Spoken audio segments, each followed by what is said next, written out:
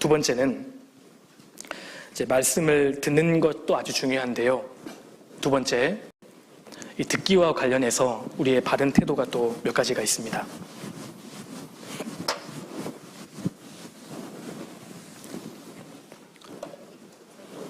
말씀을 듣는 것이 아주 중요합니다. 그리스도인들은 사실 귀로 살거든요.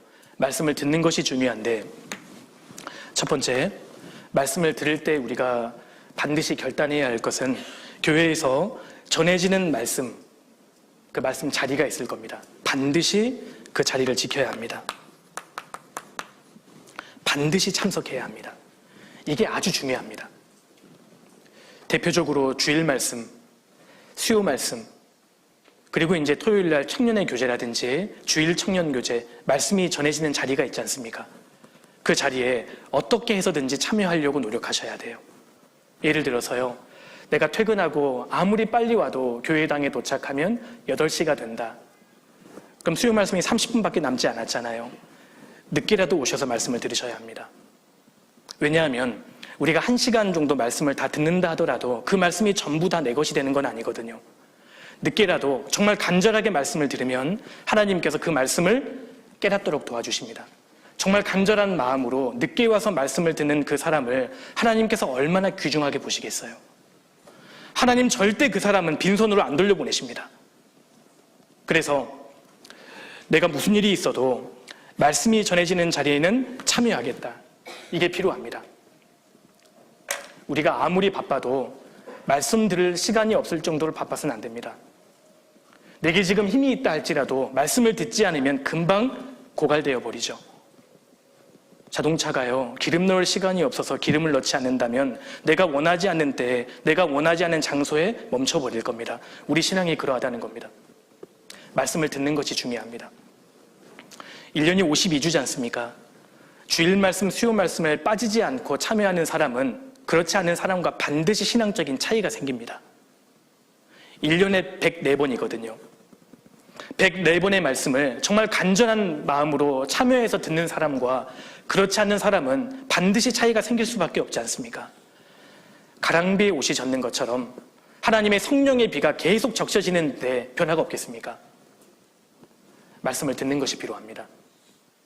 정말 간절하게 늦게라도 와서 말씀을 듣는 사람은 반드시 신앙적인 차이가 생기게 되어 있다는 겁니다. 그래서 어렵더라도 피곤하더라도 실제로 참여해서 말씀을 듣는 사람, 하나님 그 사람을 눈여겨보실 것이고 반드시 채워주실 거라고 생각합니다. 그리고 혹시나 피치 못할 상황으로 참여하지 못했다면 반드시 챙겨서라도 들으셔야 돼요. 여하튼 청년의 때에 이 그리스도인들은 말씀을 자꾸 들어야 합니다. 이 기회를 자꾸 만들고 말씀을 직접 참여해서 듣는 것이 아주 중요합니다. 그런 의미에서 오늘 이렇게 참여하신 우리 사랑하는 청년 형제 자매님들은 하나님이 축복해 주실 거라고 생각합니다. 오늘 오시기 전에 갈등 많이 하신 분 계시죠? 두 번째로 이제 직접 참여해서 말씀을 듣는 게 필요한데요. 두 번째, 말씀을 듣되 태도가 중요합니다. 말씀을 듣는 태도입니다. 하나님은 자세를 보시거든요. 사도행전 10장을 넘겨보시겠습니다. 사도행전 10장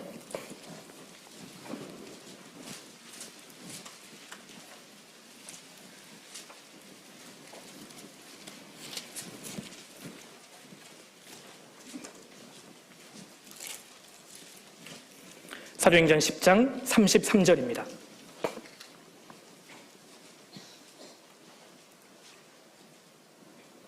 고넬료가 베드로에게 이렇게 한 고백이지 않습니까? 33절, 내가 곧 당신에게 사람을 보내었더니 오셨으니 잘하였나이다. 이제 우리는 주께서 당신에게 명하신 모든 것을 듣고자 하여 다 하나님 앞에 있나이다. 고넬료가 베드로를 초청했습니다. 그런데 이 고넬료와 그 집에 있는 사람들이 하나님 말씀을 대하는 자세가 아주 합당했다는 겁니다. 이제 우리는 주께서 당신에게 명하신 모든 것을 듣고자 하여 다 하나님 앞에 있나이다. 지금 베드로 앞에 있는데 하나님 앞에 있다고 고백하고 있잖아요. 이 태도가 필요하다는 겁니다. 데살로니가 교회 성도들이 그렇게 했잖아요. 너희가 우리에게 들은 바 하나님의 말씀을 받을 때 사람의 말로 아니하고 하나님의 말씀으로 받음이니 진실로 그러하다. 이 말씀이 믿는 자 속에서 역사하느니라. 교회 안에서 저 강사의 입을 통해서 해주시는 그 말씀이 하나님께서 직접 내게 해주시는 말씀으로 받으셔야 합니다. 그렇게 했을 때 말씀을 들을 때에도 긴장감이 생기고 내 자신, 내 삶 가운데 순종해야겠다는 결단이 되는 겁니다. 느헤미야 8장에서 그 이스라엘 백성들이 여호와의 율법책을 가져오게 청합니다. 합사 에스라가 여호와의 율법책을 펼칠 때 이스라엘의 백성들의 태도를 기억하십니까? 자리에서 다 일어섭니다. 이 태도가 합당합니다. 교회 안에서 전해지는 말씀에 대한 경외심을 잃어서는 안 됩니다. 그렇게 말씀을 들을 때 세상 속에서 혼탁해져 있는 내 마음을 발견하게 되고 하나님께서 말씀을 통해 내 마음을 위로하시고 새롭게 하시고 은혜로 굳게 하시는 것을 경험할 수 있습니다. 그래서 세상으로 향했던 내 마음이 자꾸 하나님께로 향하는 것을 경험하게 되고 믿음으로 화합이 됩니다. 그런데 이제 말씀 시간에 이제 좋으시는 분들이 간혹 있습니다.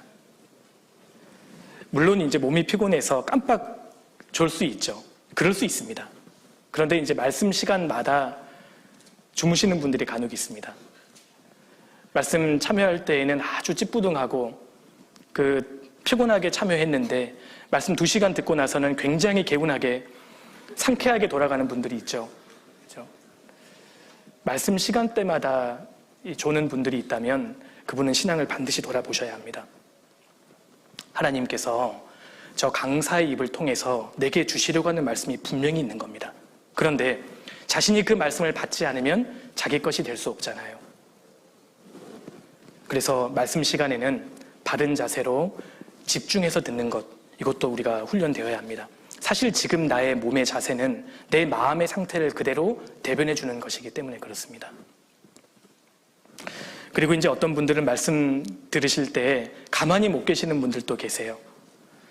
학창시절에 그 자리에 가만히 앉아있는 훈련이 미처 되지 못해서 말씀을 들을 때에도 굉장히 이제 곤욕스러워 하시는 분들이 간혹 계십니다. 이해는 되는데 청년의 때에 말씀 시간에 움직이지 않고 집중할 수 있는 그것도 훈련해야 합니다. 간혹 이제 임원들 중에는 이제 형제 자매님들 말씀을 잘 들으시는지 감시하시는 분들이 있거든요. 그러실 필요 없습니다. 그렇죠?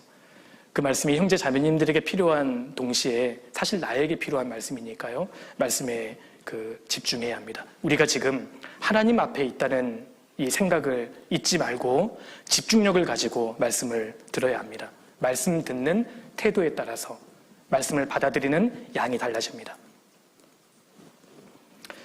그리고 세 번째로 말씀을 듣는 것과 관련해서 또 필요한 또 자세는 말씀을 열심히 듣고 사실은 복습하는 것이 중요합니다.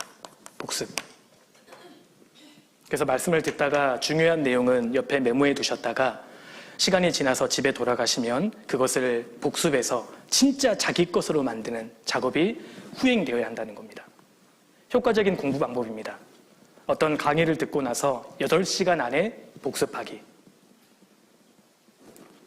그 말씀이 끝나자마자 복습하면 효과가 별로 없답니다. 그 8시간 안에 충분한 텀을 가지고 말씀 들은 내용을 다시 복습하면 일주일이 지나면 40% 가까이가 남아있다고 하잖아요. 그렇게 되지 않으면 일주일이 지나면 대부분 기억이 안 납니다. 그래서 들은 말씀을 어떻게 해서든지 복습하고 그래서 이 말씀을 정말 내 것으로 만들어 보겠다라는 생각이 있다면 그 말씀을 또 듣고 또 듣고 완전히 곱씹어서 내 뼈와 살이 될 수 있도록 그 작업이 필요합니다. 그래서 말씀을 읽기 그리고 듣기에 대해서 합당한 자세에 대해서 좀 말씀을 드렸습니다. 제가 태도를 말씀드리니까 지금 화장실 가기를 원하셨는데 굉장히 급한데 못 가시는 분 간혹 계실 수 있으니까요. 제가 5초 동안 눈을 감을 테니까 그런 분은 다녀오세요. 지금 괜찮습니다. 자, 끝났고요. 이제